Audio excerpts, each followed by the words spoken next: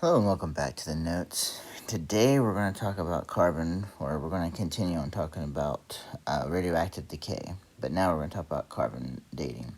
So in 1950, the chemist Willard Libby devised a method of using a radioactive isotope of carbon to determine the approximate ages of fossils based on the knowledge that the half-life of radioactive carbon-14 is approximately 5,600 years.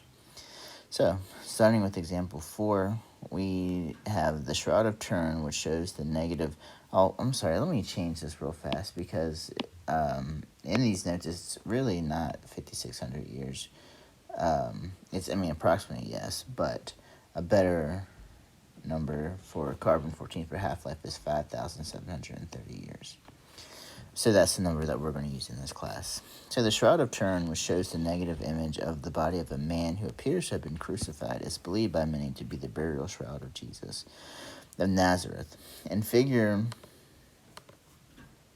3.1.11, in 1988, the Vatican granted permission to have the shroud carbon dated. 3 independent scientific laboratories analyzed the cloth and concluded that the shroud was approximately 660 years old, an age consistent with its historical appearance. Using this age to determine what percentage of original amount of carbon-14 remained in the cloth as of 1988.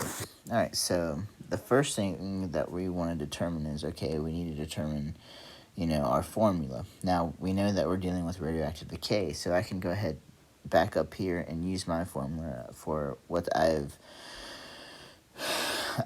boxed up in red. A of t is equal to a sub 0 e to the kt. So we're going to first use the fact that the half-life is 5,730 years old to set up our initial equation. So if it takes 5,730 years to reach half of the amount of carbon remaining, then what we're going to do is figure out, okay, well, when I use my formula, a sub 0, or in this case, a is equal to a sub 0 e to the kt. All right, I don't really know how much carbon initially is in there. It doesn't tell me anywhere in the problem, but I know that in 5,730 years, I'm going to have exactly half.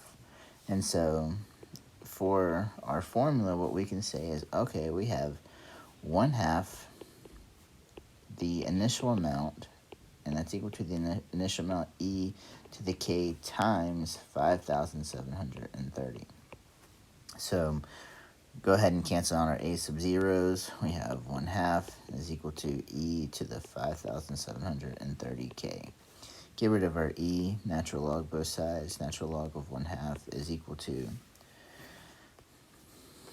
5,730k.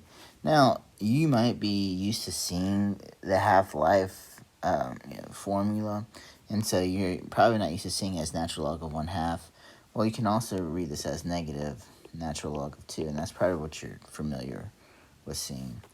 And then we have 5,730, and we just changed that using laws of logarithms. Just to show you real quick if you're watching the video, it's natural log of 2 to the negative 1, and then you can move the negative in front and get 2 natural log of 2, if you were confused. All right. And so now we're going to go ahead and divide. So k is equal to negative natural log of 2 divided by 5,730. And so now we found our decay constant. All right, so using this number, which, let's go ahead and find this number. So this is approximately negative 0.00120097. All right. I'm just going to stick with keeping it negative natural log of 2 divided by 5,730. I'll use the approximation. All right, so now what we're going to do is we're going to find how much, what's the percentage of the original amount remaining after so many years. All right, so we're going to go ahead and set this up. So we know that 660 years has passed for are, when they tested it, 660 years, they say, from the initial covering of the shroud, right? So A of 660 is equal to A sub 0 e to the negative 0.00012097 times 660.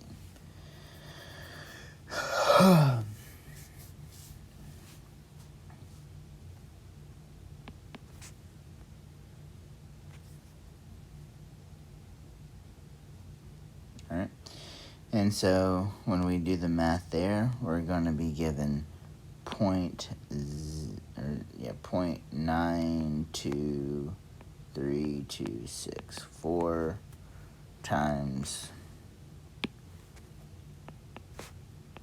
A sub 0.